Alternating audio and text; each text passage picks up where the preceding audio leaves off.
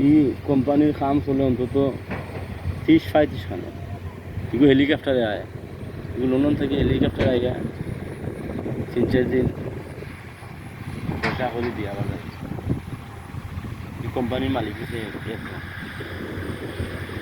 কত পয়সা ওটা হইলো কুশিয়ারা রিভার।